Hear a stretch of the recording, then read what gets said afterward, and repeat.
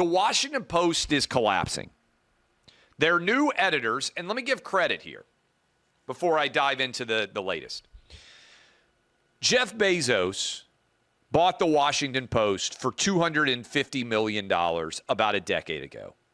I grew up in some way reading the Washington Post because I went to college in Washington, D.C.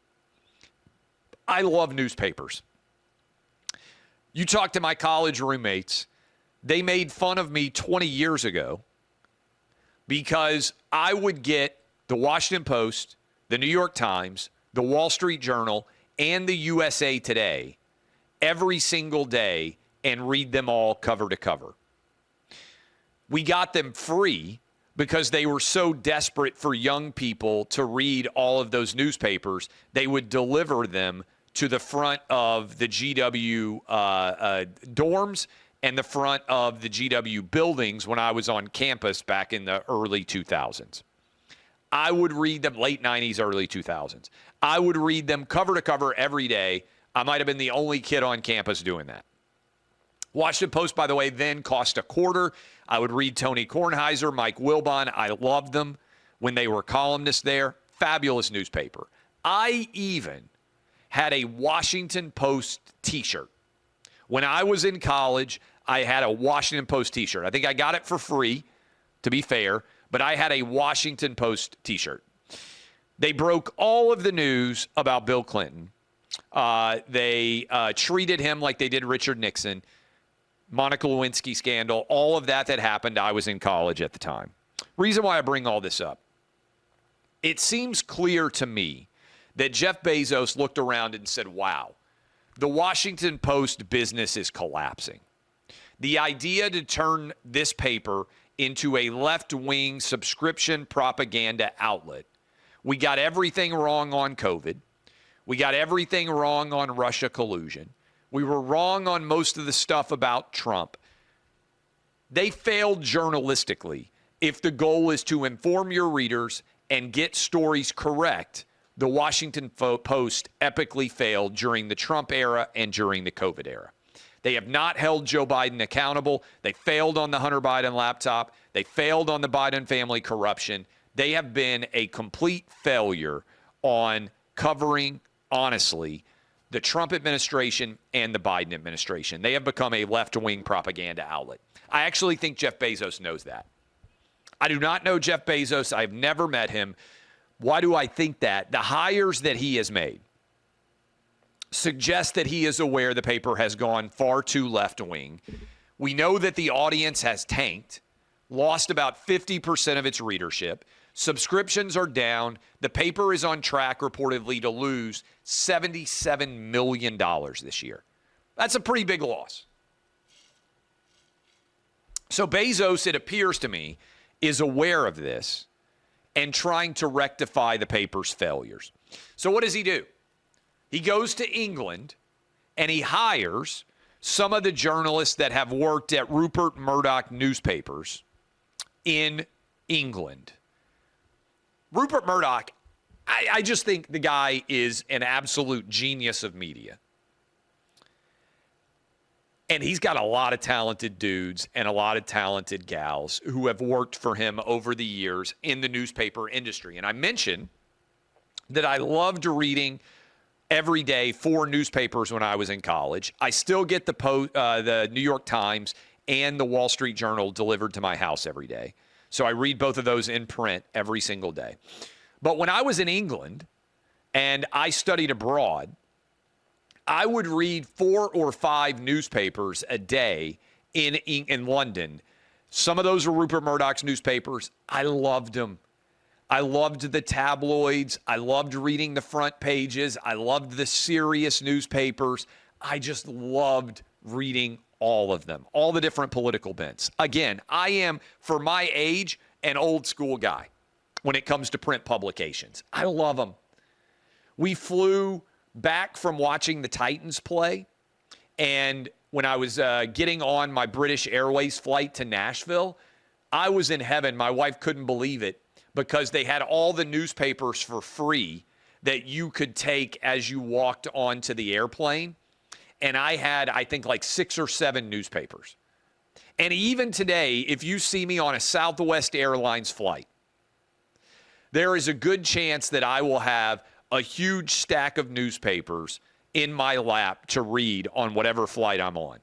That's just how I roll. I still carry books, obviously, but I read pretty much the entire time on an airplane flight. I tell you all that for this reason.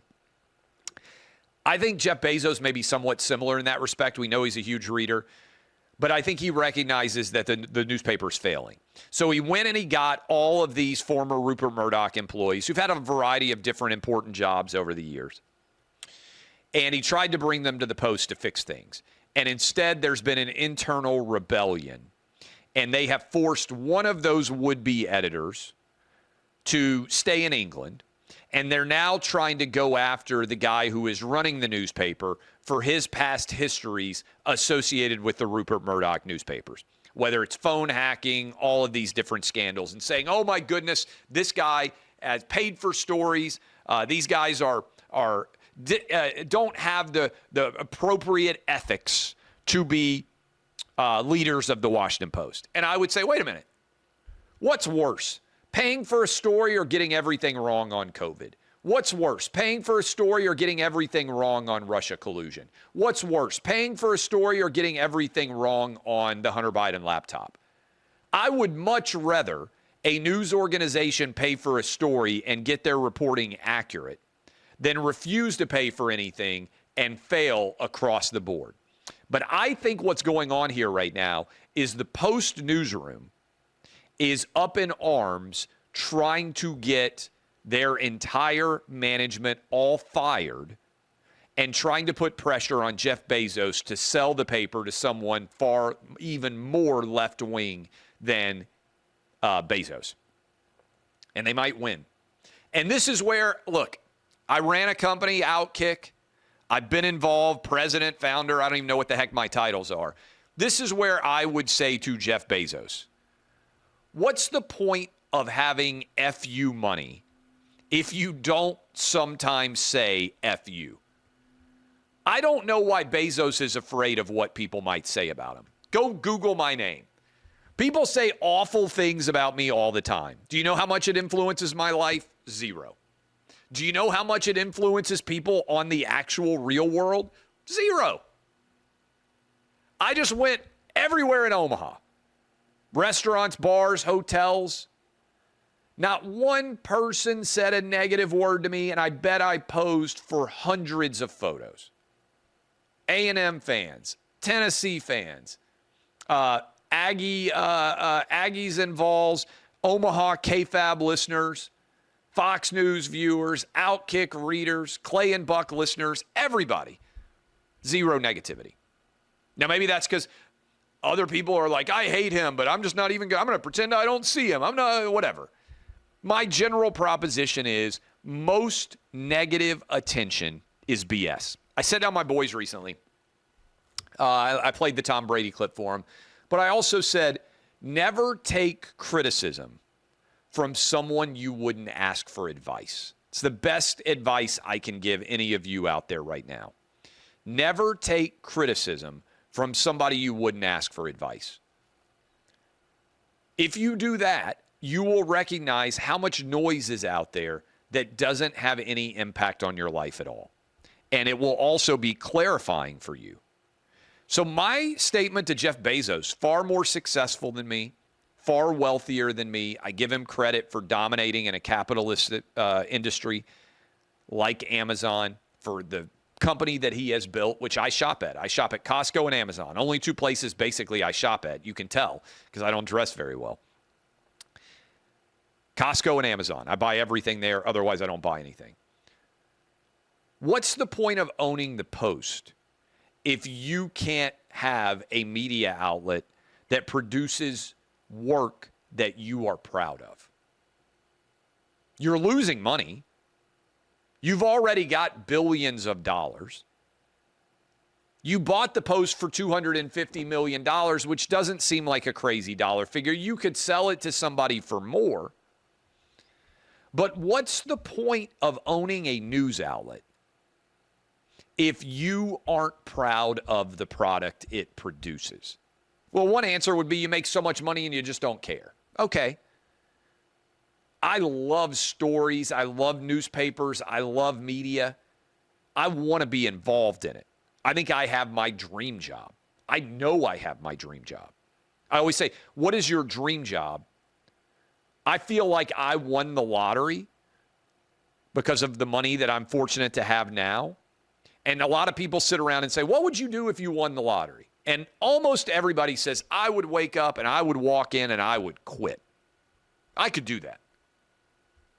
I've got basically next year left on my contracts. I could quit. I could retire. I don't have to work anymore. To me, you're living life right if you win the lottery and you wake up the next day and you basically want to keep doing what you were already doing. That's a sign you're living life right. That's what I did. Sold the company, wake up the next day, keep working.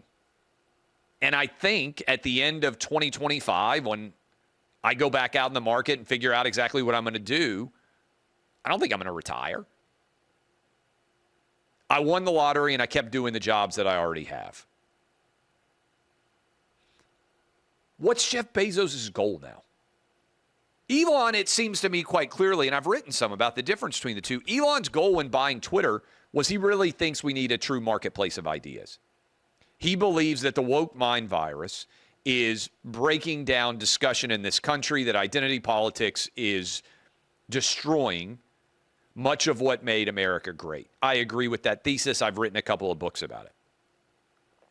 What is Jeff Bezos' goal? To me, as someone who grew up in college reading the Washington Post, if I owned it, I would want that paper to resemble what it was in the 70s, 80s, and 90s. A voice that was willing to go after the powerful in an honest, nonpartisan way. They went after Bill Clinton, I really believe, based on reading their coverage, as hard as they went after Richard Nixon. Compare that with Trump compared to Biden. They now become a propaganda outlet. You own it. You can fire anybody you want. You can hire anybody you want. Why not produce something you're proud of? And why not stand up to the woke infidels who are trying to destroy your company from the inside? That's my question.